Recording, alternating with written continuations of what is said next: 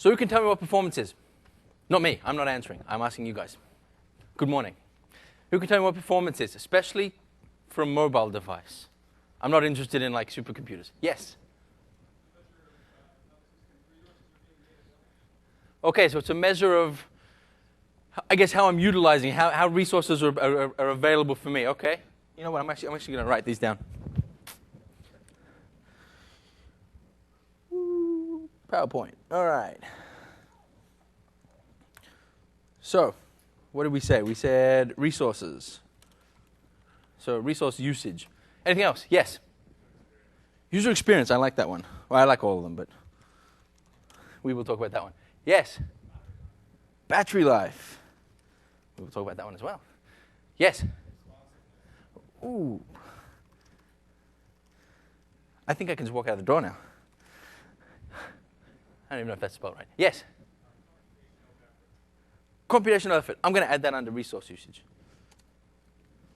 Enter.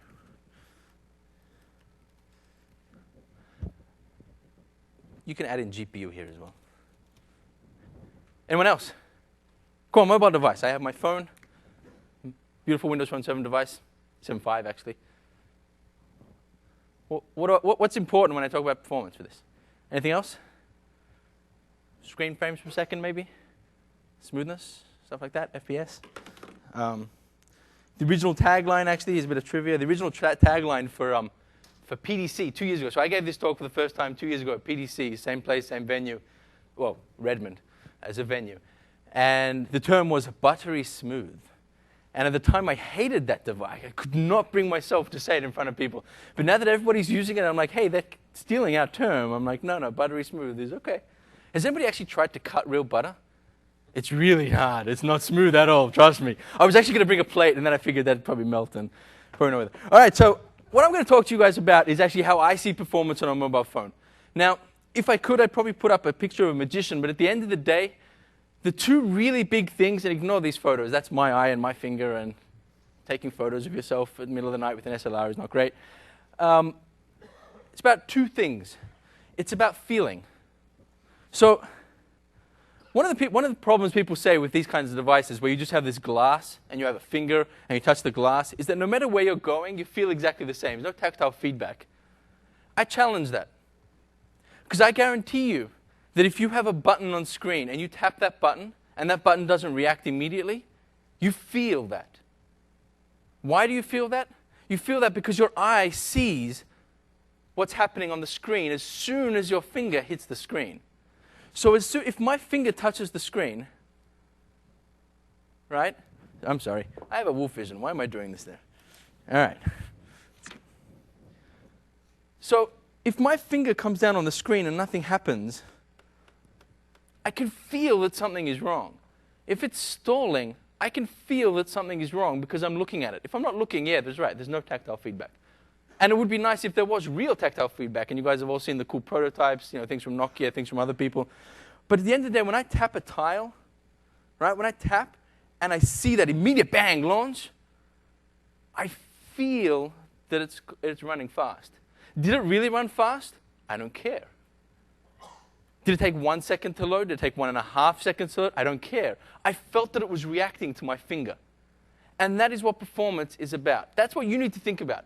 For the rest of the talk, we're going to be talking about the metrics that define how we get to those. And that's the great thing that we just went through.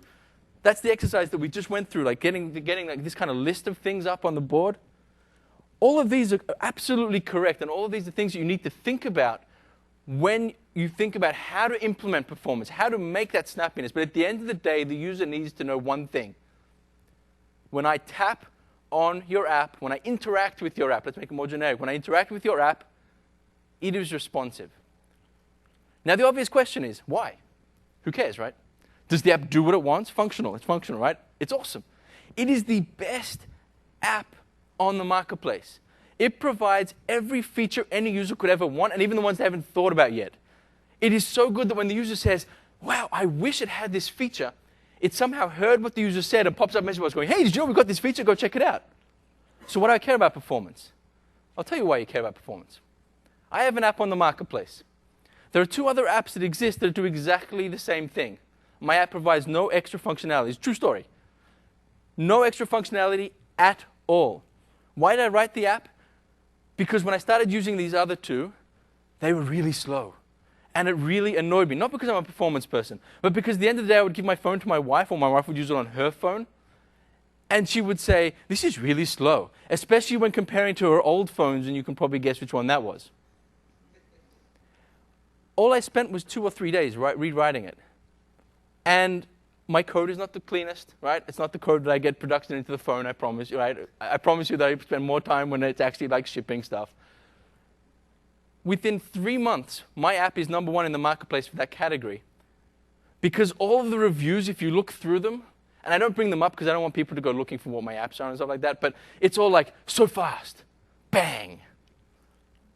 It sets you apart because everybody at the end of the day can write the same apps. Everyone can put in the same functionality.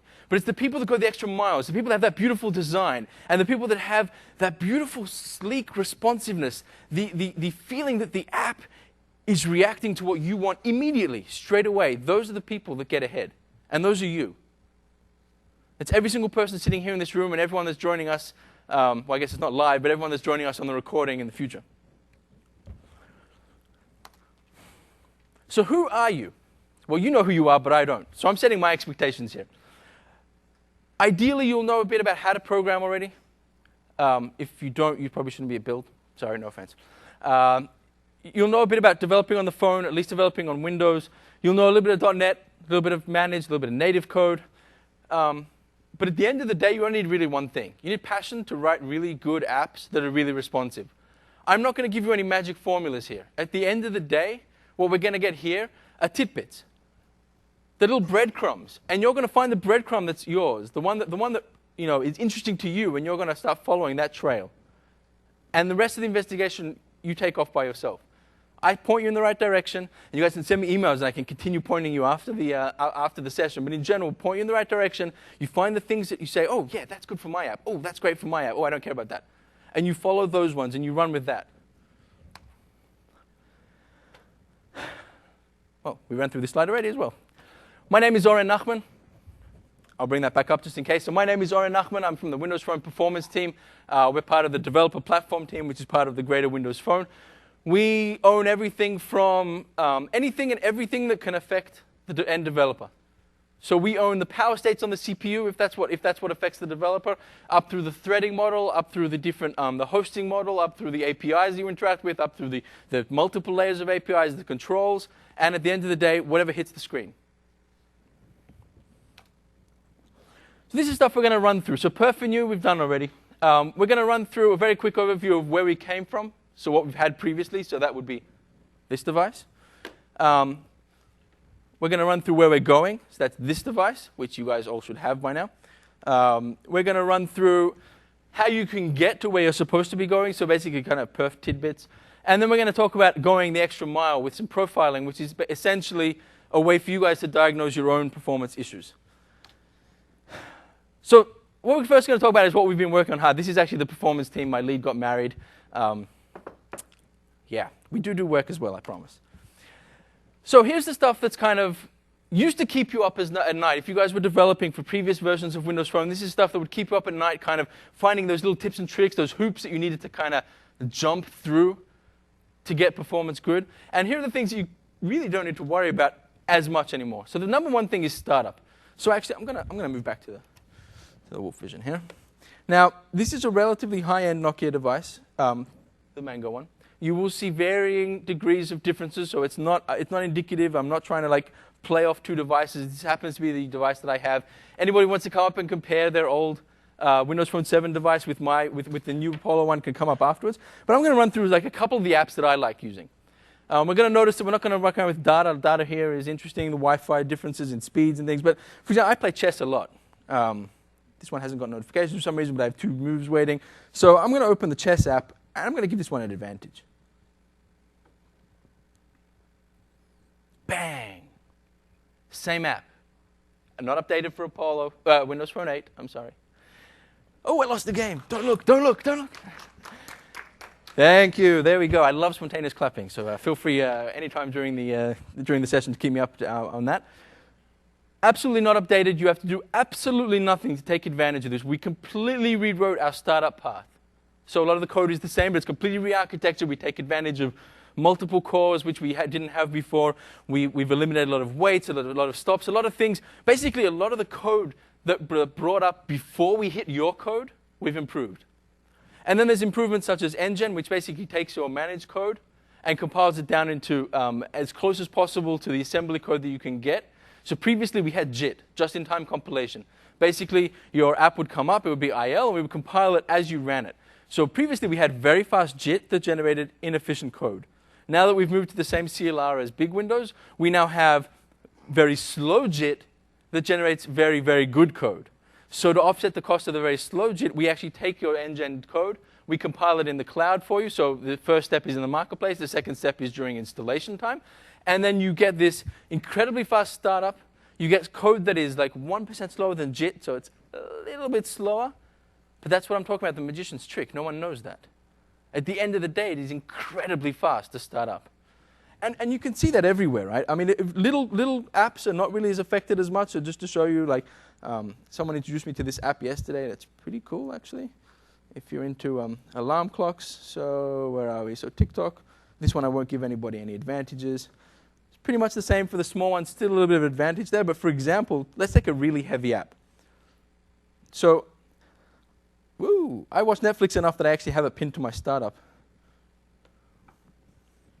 And what you notice here is, do you see how fast it is? It started up now. The other one's still going. And that's what I'm talking about. All right, enough patting myself on the back there. Ooh, next. Splash screen. Splash screen is now presented by the actual system, which means, hey, everyone turn around and say hello to the perf lead, Shane. Hi, Shane. Woo. All right, there you go. Sorry about that. Everyone look at the guy who came in late. Splash screen is now presented immediately by the operating system. So there is no, doesn't matter how big your assemblies are, doesn't matter how your app is built, splash screen comes up immediately. Again, you do get that for free. Fill rate. If you don't know what that is, ignore the rest of the sentence or go look at my previous perf talks. But essentially, fill rate is a measure of how many pixels you're pushing to the screen each frame. So a fill rate of 1 means it's a full screen width. 2 screens width. 3, etc. Previously with Mango, we could get up, with Windows Phone 7, we could get up to like 3.5-ish, and the GPU would start slowing down, right? Because there's a limit to how many pixels the GPU can push every frame.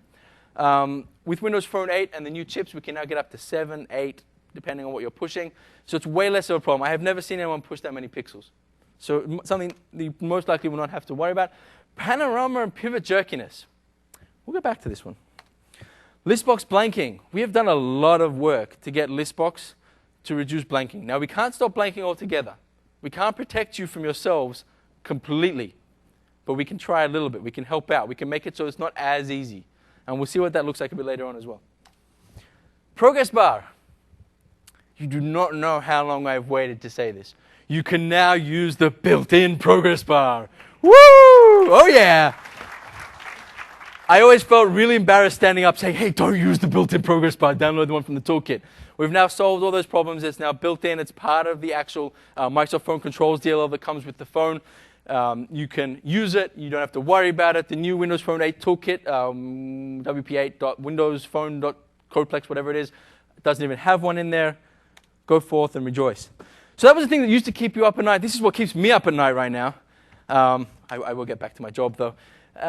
So these are the things that will now keep you up at night, but not because you're like, oh, this is really bad, how do I work on these performance issues, but rather the other way around.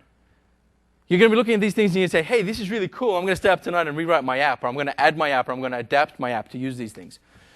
Number one is the long list selector. So if you guys have not heard of this, I think it's been mentioned in nearly every XAML session until now, the new listbox control is the long list selector. It is not exactly the same one as the old toolkit for those who are familiar with it, but it completely replaces the listbox. Listbox is still there. There are some very specific cases where you might still want to use it, but in general, we recommend that everyone move their listboxes over to the long list selector. It is like a one-word change in your code for most people. It is way more lightweight. It is built from the ground up, and it can work around a lot of the limitations that listbox had because of assumptions that listbox made about being on a desktop and et cetera, et cetera. And we'll see that a bit later on. Multi-core. So previously I would always say, you want to be really cautious with spinning up background threads that are long-lived because we have one core and they have fixed time quantums for every thread, et cetera, et cetera. We now have 2 cores. Now I'm not saying go party on it, but now you have a lot more sort of freedom, especially, for example, if you're running a game. There's a lot more freedom to have like a background compilation thread, for example, doing AI than there used to be. Something to think about, something to experiment with. Image decode to size. So we're not actually going to see this exactly in code, but essentially we have 2 new parameters that can be added to a bitmap image. Decode width and decode height. Decode pixel width, decode pixel height. Essentially we can say, hey, I'm taking this massive image, but I only really want it to be this size, so only decode it to that size. Now it has a drawback. That means that if you decode it to that size and then you blow up that image, it's going to be pixelated, because it doesn't have the original pixels anymore, but it's going to save you a ton of memory. Because we see that with a lot of these apps that use a lot of memory, when we look into it, we notice that it's like, for example, downloading a movie poster from the internet in HD resolution and displaying it in a 100 by 200 image box. So you're using a ton of memory, a ton of processing time, a ton of data. So we can't save the data because you rather do it on the back end, but we can definitely save you the memory, and we can definitely save you the future decode times for those images. Viewport control, this is definitely one of those breadcrumbs. So you guys have heard about off-thread input. That's what we use for Listbox in Windows Phone 7.5 to make it beautiful off-screen, off-thread scrolling, so that the scrolling happens no matter what you're doing on the UI thread. And we'll see that in a demo if that's not clear in a minute. So we've now made that very generic. We have this control called a viewport control. So if you want to implement your new awesome XAML control and you want to have it support off-thread input, go check out the viewport control. Pure native and hybrid. If you haven't heard about this one, then this must be the first session you've taken to build it all. So we have a pure native project where it's 100% C++, no .NET managed code in there at all, and we have the hybrid / mixed mode model, whatever you want to call it, where you have a XAML app and then you can link out to a native DLL. And the native DLL can either be something that draws DirectX, for example, that's what most of the samples show, or it can be, for example, you have this awesome library to do X that you've written already in native code and it runs on Windows, Linux, iOS, Android, blah, blah, blah, and it'll now run on Windows Phone. All right. This is the fun part. Perf appetizers. So we're going to run through a bunch of little tidbits that are really important. Now, feel free to jump up with questions as we go through, especially if something is kind of not clear as we go as we run through. Bit of terminology. So you already noticed that I kind of jump around between different words that happen all the time. So essentially, Silverlight XAML is not the same as Windows 8 XAML. Similar cores, not exactly, kind of different, similar. That's what it is. Native. When I say native, I basically essentially mean a D3D app, right? Something that's using D3D is pure D3D. Mixed mode hybrid is what I was saying before, XAML with the C++ inside it. Demo. I want to show you what it's like upgrading to a Windows Phone 8 project. Now, you've seen this already, but I want to show you what it's actually like when I upgrade a Windows Phone 8 project and things change. So, better get a device up and running. Thank you, Windows Phone 7 device. Don't need you anymore. So, for those of you who have seen some of my previous talks, I generally tend to use this app. It's a Reddit app. It's a very basic Reddit app. The source is on redditwp.codeplex.com. I use it for demos. It basically has performance issues. It's a full-featured app. Well, not full-featured, but it's a real app that pulls from a real data source, which means it's going to fail on the phone, of course, in the front of the demo. But it is essentially an app that you could see how it would get to the marketplace with a bit more extra development. And it has issues. It has problems. It has startup issues. It has a panorama jerkiness issue. Seriously, like as it starts pushing images and things into the app, it gets kind of slow. So let's take a look and see what that looks like. So I'm just going to deploy that from Visual Studio. I'm not running it on debugger. I'm just using Visual Studio to deploy. Oh, nice. You guys can't see my screen, which is excellent. So I have a rule, and it's basically whenever there's a Microsoft demo, something has to go wrong, or the demos are fake. It's just the way it is. Different USB port. Ooh, here we go. All right, deploy started. So here's my Reddit app, and you can see that some of the data is loaded. Looks all right. Ooh, I'm starting to load some images there. Do you get what I mean about the not responsive? I can feel that my finger, it actually kind of feels I'm sure some psychologists could like really delve deep into it, but now I can feel like my finger's actually kind of moving a surface. I can see my screen over there. But when it was stuck before, and we can see that again, when that was stuck, like my finger kind of drags. I mean, sure, it's not really dragging, but I could. It just doesn't, like it's jerking, it's not moving. Like it's ignoring my inputs, it kind of gets stuck in the middle. So that's a 7.5 app, or a 7.1 if you're looking at the app version, at the application platform version. Yeah. Now what I'm going to do is upgrade. Now this is really the hardest demo. Like I worked a lot on it. It's really hard to press that yes button. It kind of tends to run away from you. Oh, how about that? It's done already before I even got through my spiel. F6 just to rebuild.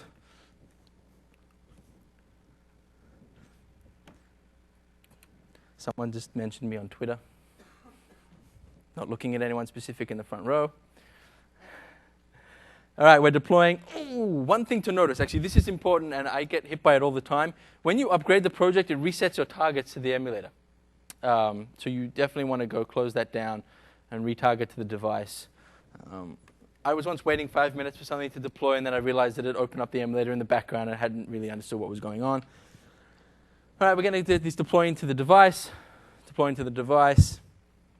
I have updates to Visual Studio. Deployment can be a little slow, but the really cool thing about deployment for Visual Studio, it's a little slow because it's doing a brand new refresh. Oh, here we go. I'll get back to my point. So now I have exactly the same code. I haven't changed any code. You saw me. The pictures are loading, but check it out.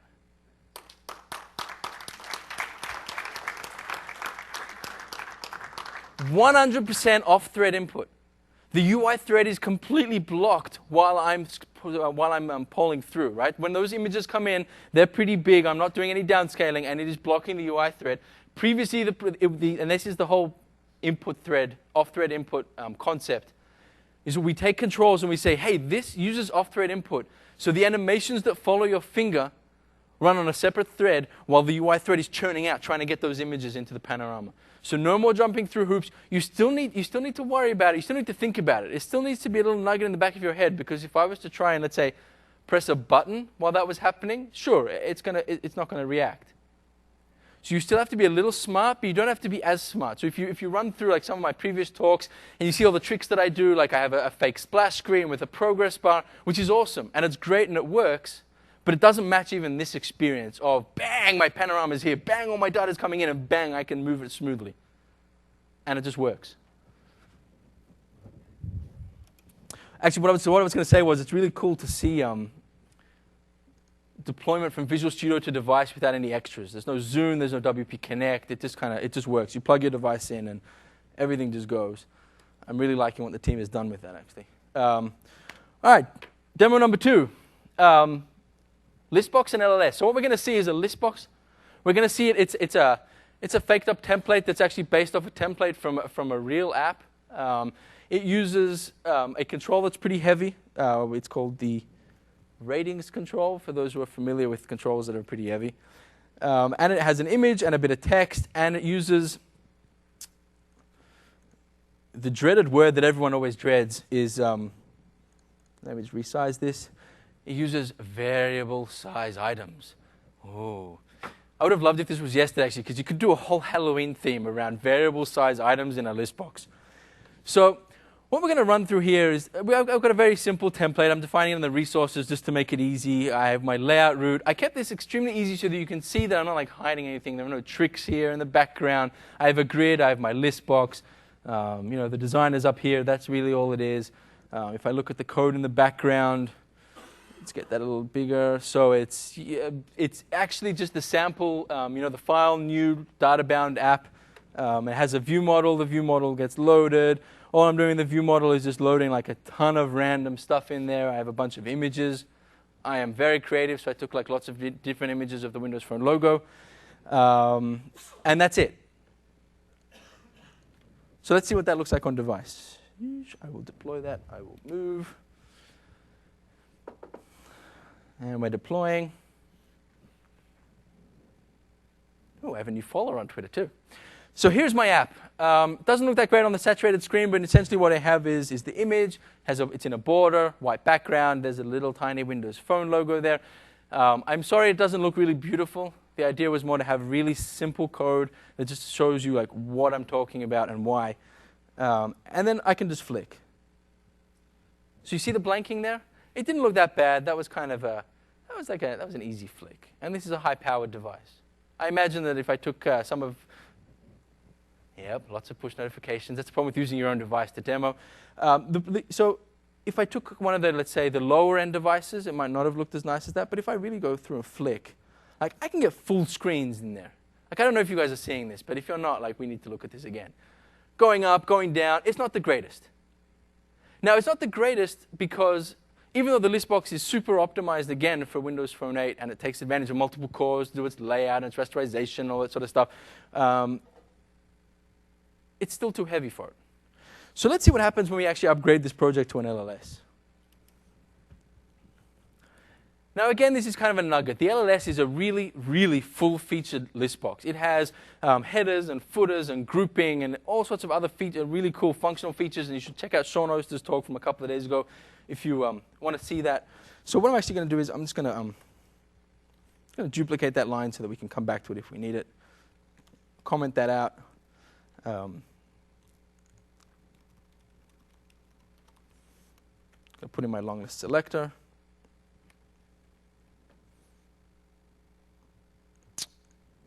Anybody know what I forgot? I always forget this. Phone. There you go. It's actually part of Microsoft Phone Controls. There it is. Wasn't that hard? That was really hard. You had to come down to a perf demo to see how to do that, right? All right. I'm going to deploy. It'll look exactly the same. So the basic long list selector, and that's actually part of the point of this demo, is because we don't see this that much. The basic long list selector is exactly the same as the list box from the point of view of functionality. You just want a basic list box, you could still use long list selector. In fact, if you go to the toolbox, the Visual Studio Toolbox, I don't know how people use that in the designer, there is no list box control anymore in there. The little list box icon, when you drag that down, it'll bring you down a long list selector. Okay, I can see people checking, that's great. So let's see what this looks like. So I start off with my not that great flick, right? I don't see any blanking. Let's go a little faster. How about a bit faster? How about even more faster? How about really fast? How about so fast that I can hit the buttons and I can't really see what's going on? Come on, blank, blank, blank. This was like my crowning achievement for this version. And it goes both ways. Look at that. Listbox has a problem going down. One line change. That's it. It is as simple as that. So if you're targeting a Windows Phone app, you definitely want to use the long list selector. Apart from all the functionality benefits, just the amount of time that it takes you to upgrade those list boxes to long list selectors is 100% worth it. All right, moving along.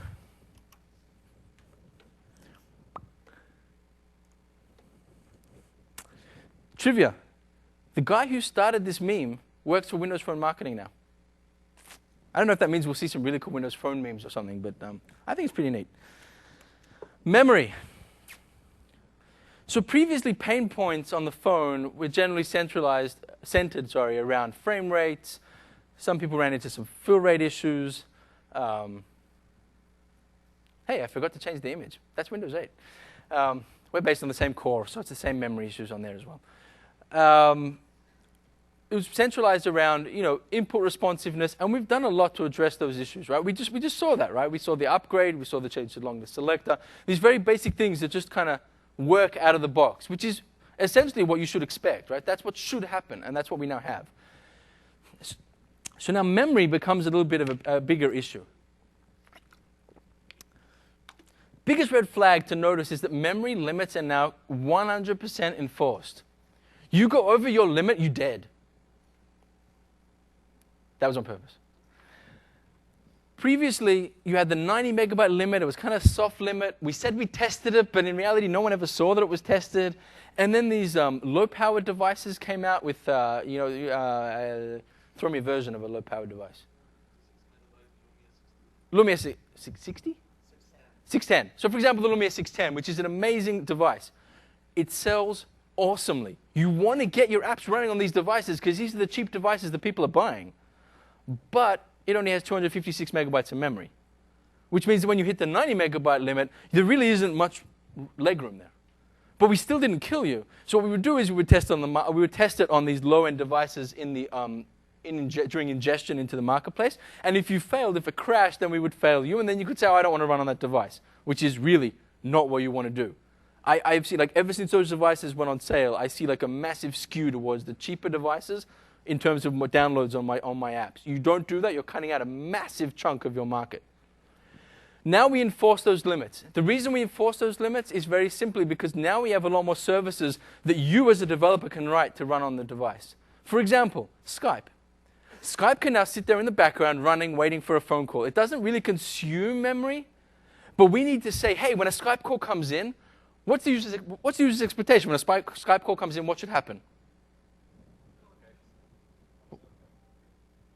It rings. Exactly, it rings. Like Skype actually, boom, pops open, we get the thing, we answer the phone call, and Skype goes and we can talk, right?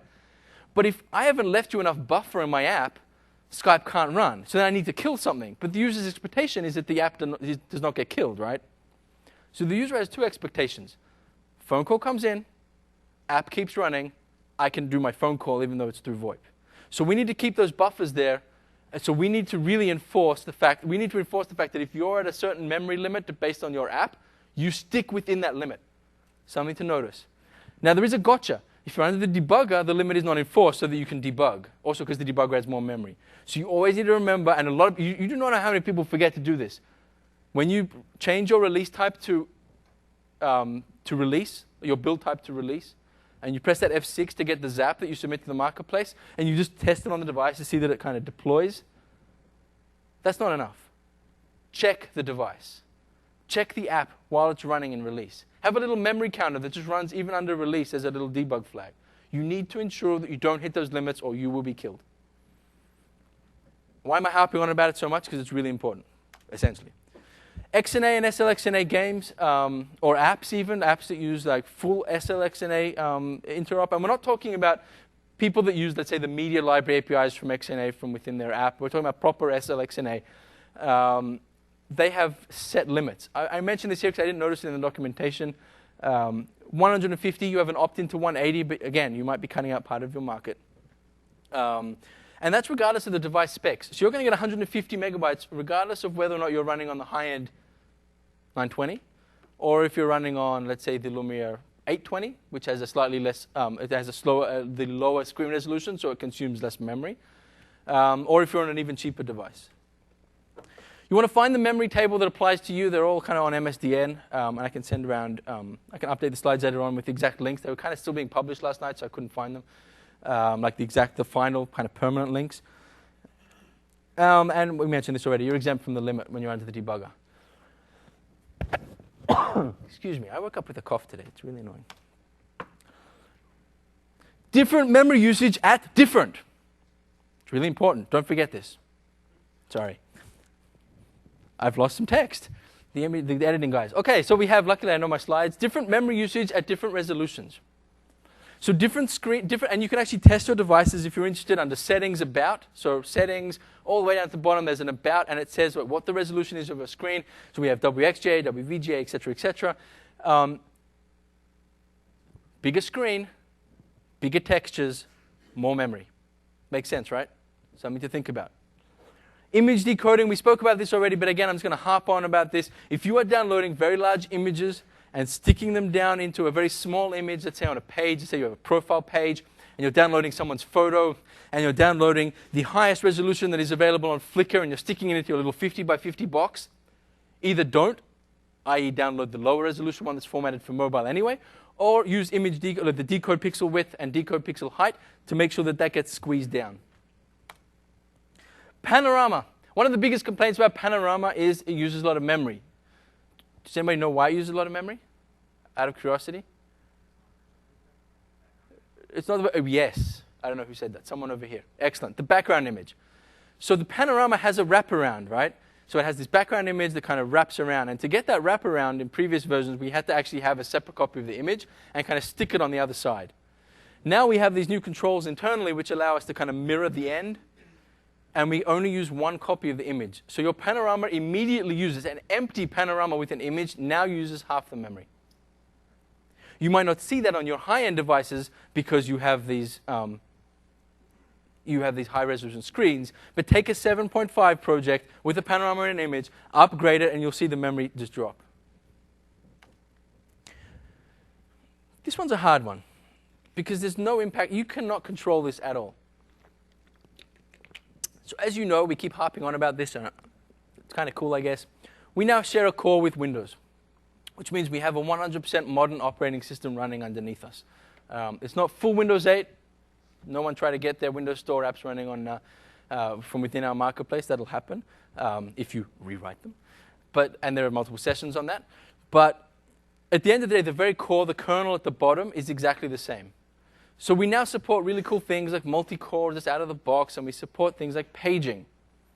And essentially, paging, for those of you who are not up to date on paging, basically means when we see bits and pieces in memory that haven't been used for a while and don't look like they're going to be used, the kernel says, I'm going to free up physical memory, and I'm going to stick that down onto the internal storage, which is slower than memory.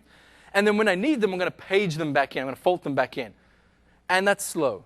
So if you have a very large chunk of memory that is being paged out to disk, when you need that, the user is going to see the system visually freeze, because the system is kind of in a halt until it manages to read all that stuff back off the disk.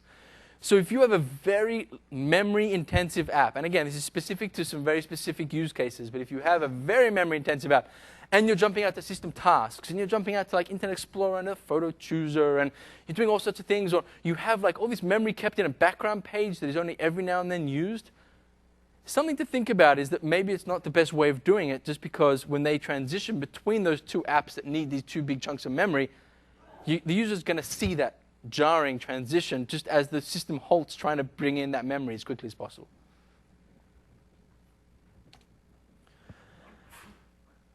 I can't not have a performance talk, especially that mentions XAML, and not talk about these two guys. We're not going to run through it too deeply. There's a link to my other previous talks that focus more on a pre-Windows Phone 8, the pre-Windows Phone 8 operating system, but things basically apply exactly the same. There are these two counters that every XAML developer must know and must use at some point during their development. Enable frame rate counters is that little, brings up the frame rate counter on the side of the device, which you now see by default when you're debugging. So every app by default, when you press F5, it pops up. And redraw regions will tint new areas on the device that are being redrawn. So as an area gets redrawn, it will be retinted. Why is that useful? Often you don't even know that you're redrawing something. So you'll be sitting there in front of an app that's not moving, it's not doing anything, and you're looking at the frame rate counter, and the frame rate counter is moving. You're like, why is the frame rate counter moving if I'm just like sitting here reading like an article? You turn on redraw regions, and you notice that this little static image up the top that you thought was static is actually like reloading. It's moving because you've got some animation on it that you forgot to turn off. But the user doesn't really see it. And you don't see it until you turn that on. It's sucking up resources. And again, I have full-featured demos that run through an app and examples in my previous talks. I'd go check it out if that's something that you feel like you're running into. Moving right along. This one is probably the most exciting project from my perspective. Most of my apps that I will write from now on will most likely utilize some of this. Not necessarily for the D3D capabilities that I can stick in with the hybrid stuff, but just for the pure purpose of using WinRT to leverage a native component that I've written in a platform-agnostic way somewhere else, and leverage that on my Windows Phone app and not have to just rewrite it constantly. So the number one thing from my perspective, although we don't see it that much, but we haven't seen that many examples of this yet, but I think we will, is you need to consider the workloads. You need to find the workload that works right for you. And there will be blog posts about this, kind of breaking it down into itty-bitty components and with samples. But what's better? 1,000 calls across the boundary between .NET and C++, or one big call that batches it up? And if you can't do that, should you re-architect or should you not? How about the data that you're passing across, the serialization that goes on there in the background without you having to do anything? Something to consider, things to think about. If you are writing this kind of app, and you are doing, let's say, heavy compilation on the background, and you're posting backwards and forwards constantly, it's definitely something to keep in the back of the mind that this is not 100% free. It is 100% optimized. It is the most optimized barrier traversal that I've ever seen, which is amazing, and it's like, a lot of work went into it from the CLR people and the Windows guys. But it's still something to consider. If you're traversing that boundary enough times, it will slow you down. One other thing. I got asked this yesterday, and actually, it's actually a very good question. Should you rewrite your stuff in native? No. Maybe. Sometimes. If your stuff is really slow, yes. I have something that does, it takes like JPEG, it takes captures from the video sync, and it encodes them into JPEG, and that is really, really slow in managed code. I have like a custom JPEG encoder so that it can kind of stream them across the wire, and it's really slow. That I'm going to rewrite in native. Actually, I'm not going to rewrite. I'm just going to grab a free, one of the free encoders and use those. But for a lot of workloads that we actually did this, we actually said, hey, what happens if I do some pure mathematics, right? That should be faster in native, right? Bring it over, and the difference is minuscule. It's something the user does not even notice. So you've done all this work for no reason. So make sure to evaluate and that you're actually solving a problem that exists as opposed to just generating work for yourself for really no reason. Also, if you want cross-compat, that's a valid reason, by the way. Like if you say, hey, I want to write this so that it can work across, Windows Phone, Windows, and all these other systems, then yeah, that's also a valid reason. Drawing surface and DSBG, drawing surface background grid. We will see a demo of this in a minute. Essentially, we have two new controls in the XAML world which say these are surfaces that a native host can draw to, i.e. D3D. Drawing surface is meant for controls. So you want to create a purely native button. You hate our button. You feel that our button should be re-implemented in native, and it's a small control that's going to be duplicated around the screen. That is what drawing surface is for. Drawing surface is great for these kinds of little controls, not great for full screen. It creates an extra texture that we need to use, like an intermediary texture, and it slows things down, which, again, we'll see that in the demo in a minute. So you say to me, oh, but I want full screen because I want to write a game, but I want to have XAML controls on top or stuff like that. So what do we use? DSBG. Drawing surface background grid is a full screen grid, and you can draw to it, and you can basically get your close to the 60 frames a second that you would get from, let's say, a pure native app if you've written it correctly. We will get to the demo later. 100% native apps. These are the D3D apps. Why I say they're D3D is because at the end of the day, if you want any kind of UI, you're going to be drawing it with D3D. Whereas in the previous one, the native component doesn't really have to draw D3D at all. It doesn't have to do any drawing. We have some really sweet resolutions. That doesn't mean that you have to use the full thing, though. It doesn't mean that the user can tell the difference if you're at full resolution or scaled down by 75%. Why is this important? Because the full resolution means you're pushing more pixels, you have to calculate more pixels, the GPU has to work harder, you're using more memory, etc., etc., etc. Go to the D3D talks, you'll find out even more information about why that is. And for what benefit at the end? None. It's a small screen anyway. I mean, I love this screen, it's massive, but at the end of the day, it doesn't compare. On this one, yeah, I'll notice if you're doing scaling. But on this one, I won't. And this is one of the biggest screens that's out there.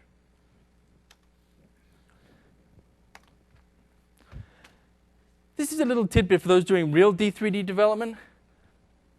All of our samples say, hey, initialize D3D, give me the highest D3D level you can get, right? Because that's generally good practice, because that means that in the future, when we upgrade to new levels, you get that kind of automatically and stuff like that. The problem is that the emulator supports a higher version. The emulator basically piggybacks off your own system using kind of a software driver, and it will report a higher level. So if you develop your app 100% in the emulator, and that's obviously not a problem for the people here in the audience because they've all got devices, so we should all be testing on devices because testing on devices is real, and the emulator is great for very quick development, and I can keep going about this for a while, but you want to use the phone. But if you're not, if you've done a lot of development in the emulator and then you go to the phone and you're getting either weird artifacts or you're actually getting things that completely die, this is most likely why. We're trying to get the samples updated, but obviously the samples that are there right now do not. So you can actually just hard code that in saying, hey, give me D3D 9, level 3, and you'll be safe. All right, Marble Maze. So I love this game. If you guys have probably seen this way back in Build last year. I think it was released for the Windows platform. This is a screenshot of it actually running on the phone. And it is actually a sample. The sample is, the URL is right down the bottom of the screen. You can grab it later on. And essentially what the sample looks like is, this is the one, is that. That's all the XAML. That's it.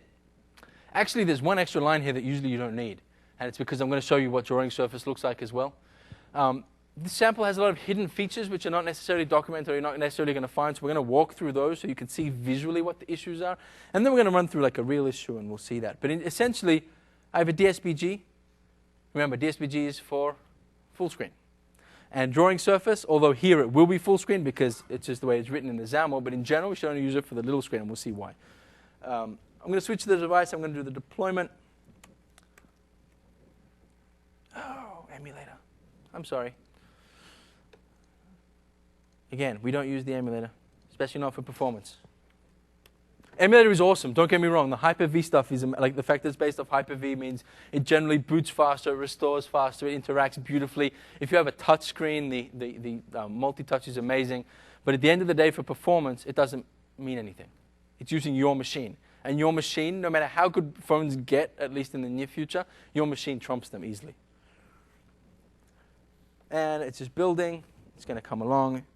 If I don't get this up, I'm just going to build the one from in here. I have one preloaded. Here we go. So here's my game. It's very simple. I'm going to lift it up so that I can kind of move it around. But essentially, I start my game, and you guys all know this one. Like it's you know, the ball kind of moves around. You have a timer.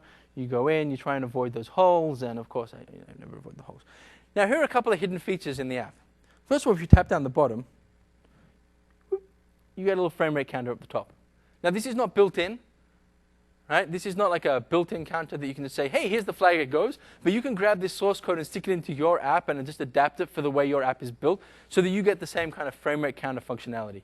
And it's really useful sometimes to make a change, deploy, play the game, and see, ha, that dropped like 10 frames a second. That was probably not the best thing to do. So that's number one. And you can see that I'm running at 56 frames a second. So I'm running pretty much full. And there's a lot of background things going on in this game that you generally wouldn't want to, that would allow you to kind of get to the full 60. But it looks pretty good. It looks nice.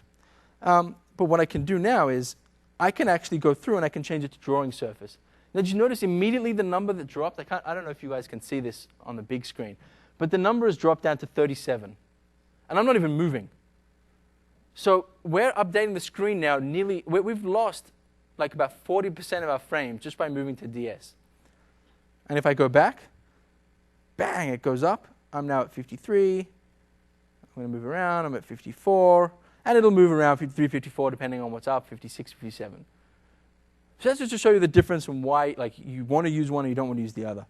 And one other thing to notice is also the screen resolution. So if I go to DS, which is at the lower end, and then I tap down here, if I tap up here, we're going to start changing the resolutions.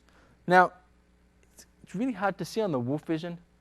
But even at this resolution, which is like at a quarter screen, I think, the game looks pretty good.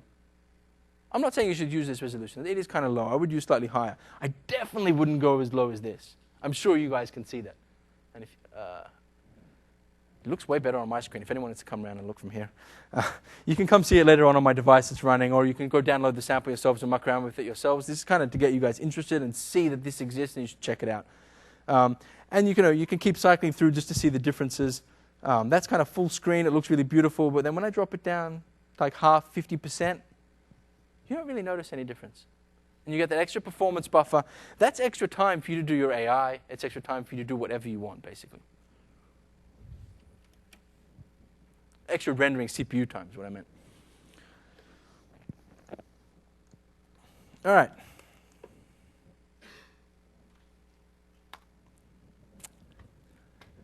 This is the fun part. And ironically, again, we have like 11 minutes left. I might go over a couple of minutes. That was a threat, just in case anyone was not sure. The idea in the next section, and if we don't get through everything, at least you guys can run through the points very quickly and at least go look at them later, is for you to get the tools that you can use to debug your own issues. So the very basic tool is the Visual Studio Profiler. It's the one that works in XAML. It has been extended. It has been grown out here to use to support what's called real-world profiling. So it's essentially the same thing that we had in 7.5, extended out to have stuff like network, battery, app responsiveness, monitoring. It's not bad, actually. So if I just load if I load a project, so I'm going to load the Reddit app again that we had, but I'm going to load a clean version. So this is back to the 7.5 one that actually has issues, and we're going to see if it catches it. Not going to fully debug these things, but at least just to get a very quick feel for what it looks like. So it's over here in the debug menu. It is, of course, not the start performance analysis or start performance analysis pause. No one would ever think that that was the button that we're going to talk about. Of course, it doesn't make any sense in those names. I don't know why people get confused. What you really are looking for is the start Windows Phone application analysis, which is right down here. So again, not these ones. They don't make any sense. You definitely want this one. And you'll notice the default right now is already on app analysis. I don't know if you guys can see this. Let's just zoom in here a bit.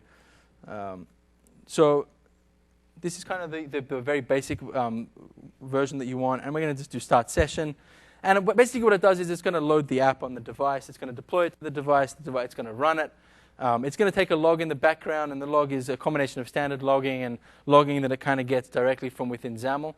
And then it's going to come out with pretty graphs, pretty colors. We're going to run through it very quickly while it deploys. It goes. We have our app, the old logo. We're going to move around. You guys all remember this one. This is the one that's kind of broken. See, I should never feel that I have to go that hard that it actually moves the device. I'm going to exit. I'm not even going to let it finish loading. There's no point. I'm going to go switch back to here. It copies the log back. It's going to parse the log. It's going to get the pretty graphs. It kind of takes a little while to get it done. We're going to analyze. And we basically get this summary, which says, OK, startup time looked OK. It wasn't that bad. The panorama did jump up kind of good.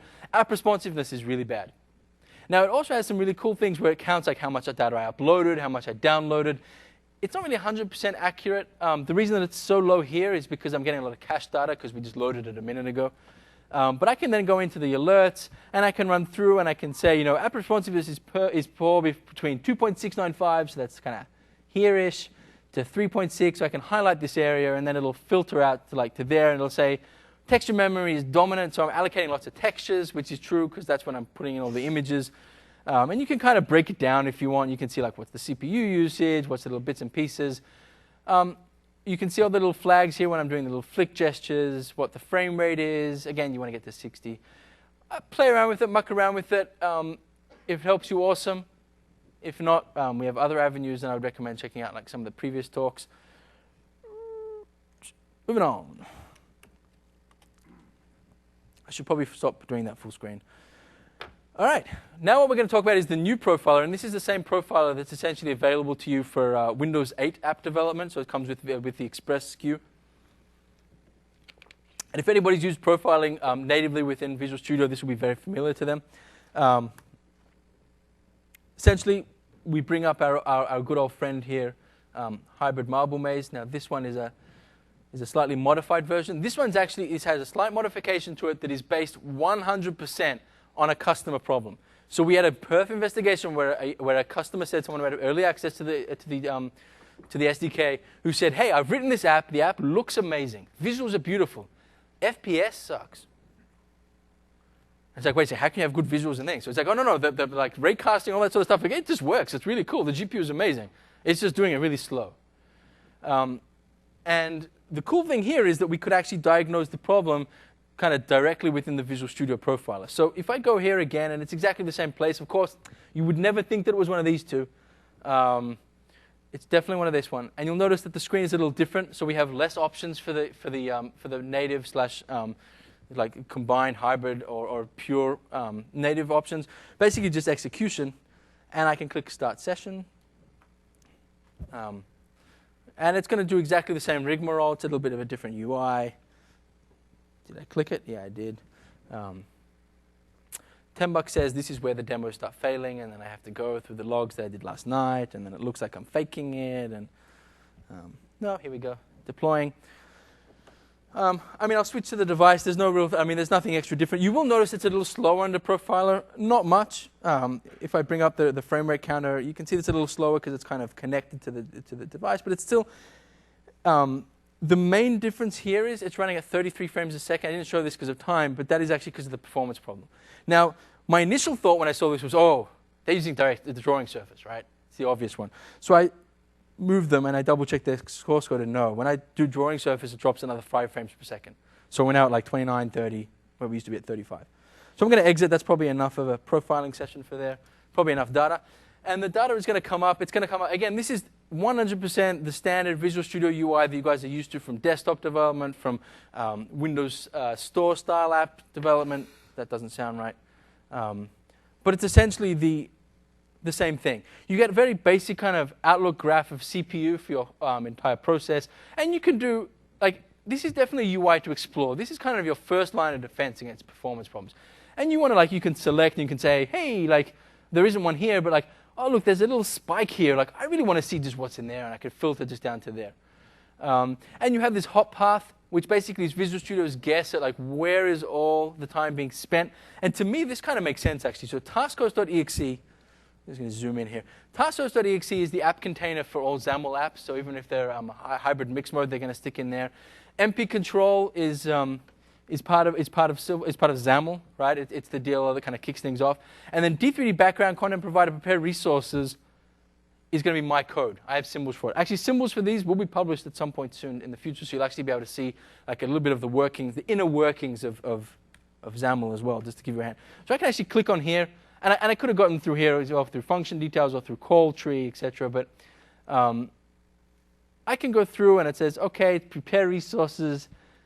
This isn't really helping me much, but I can go through and I can see, okay, well, I'm here right now, and this is taking up 43.8% of the time. And of that 43.8%, only 0.1 is spent in the actual function. So this is not my problem. This function is causing work to happen, but is not the worker itself. So where is the work done? Oh, well, 43.7% is spent in update. And that makes sense. That's my game loop, essentially, and that's the thing that's updating every frame. So I can click through to update, and I can say, okay, well, here it is. We can go through and we can say, okay, well, we have the same thing. Update checkpoints is the one, so I can keep running through. And I can go through and I can keep running. Blah, blah, blah. And you can keep running through until you find what you think is really the slow point here. So according to this, it's collisions. I don't really believe that. I'm going to go out into the call tree, which is actually my favorite view here, where you basically get everything drilled down to your app. And I can say, okay, well, open it up. And first thing people see when they say this is, no, thank you. Whoa, what are you showing me? It's actually not that complex. Essentially, what it's saying here is we have inclusive, we have exclusive, and we have the percentage representations of those numbers. Excuse me. Inclusive means every single time the profiler broke into my process and took a snapshot of the stack, how often was this function part of the stack? So how often was it somewhere in that stack causing work? So for example, MP control was 93.54% of the time when I broke in, it was in the stack. Now, how much work did it actually do? Well, it only did the exclusive. Exclusive means it was the bottom of the stack, or the top of the stack, really. If you look at it reverse. I'm looking at a tree view here, so it's the bottom. How many times was MP Control V1 actually doing work? Well, it was only 0.15%, but it was causing 93.54% of the work. So if I break it open, I can keep going. And I can say, okay, well, prepare resources. That kind of makes sense, but let's see what's actually going on here. So that's 43.8, and another 37.49 in there. And I go through and I find, Marble Maze updates. That's, again, we found that before. And I'm going to run through, and I have these three main things up here that are causing work to happen. So the first one is my physics simulation. And that makes sense, right? Collision detection is expensive. It's a known problem. It also makes sense because I know this app. Accelerometer, get current reading. Hey, I skipped over something, so there's a hint as to where the problem is. But get current reading, that's going to be a little bit expensive. I don't know if it should really be 10% expensive, but it's going to be a little expensive. Why is it going to be a little expensive? Because it's got to go out to the accelerometer, it's got to get the current reading, it's got to convert it back, and it's got to give it to me. But why is get default taking 10% of my time? So get default, all it does is gets a reference to the accelerometer. That's it. Anybody got an idea? There is a clue there, actually. Anybody got an idea why that might be heavy? I'm not saying should be, but why it is.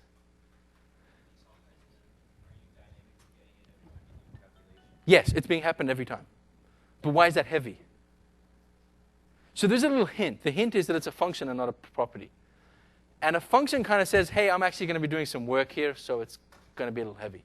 So you're essentially correct. I'm getting the accelerometer every single time. Now, it's 11:15, so if you guys have to get to like a different session, I would recommend that you jump out now. I will be finished in about 3 minutes.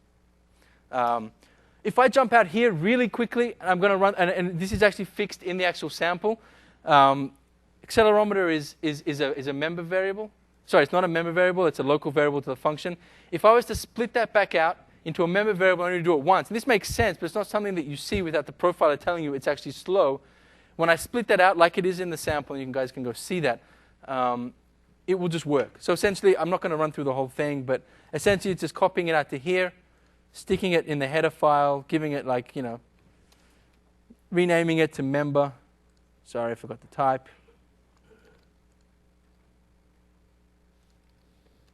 And don't forget your Hungarian notation, kind of. And that's it. Like, that would solve the problem, essentially. So the profiler pinpoints specifically where your time is being spent so that you can go through and say, that makes sense, that makes sense, that doesn't make sense. I need to either get rid of it, like I did in this one, or I need to optimize that one. I need to see this function, and it's like, it should not take this long to calculate the distance between 2 points. Let's rewrite the algorithm. And that's what the profiler gives you. So really quickly, it's going to run through the last couple of points. You want to use the tools that we actually use. You can actually go deeper down the rabbit hole. So every time you go through and you create one of these logs is kind of added to your project. Now, if you go into folder, into File Explorer, and you actually open up your property, you get perf logs, you get all these ones. And the one that we just ran now is this one. And I get these two things. I get like these PDBs, whatever, and a VSPX file. Now, we're all smart people, and we know that VSPX is really a zip file, like most formats today.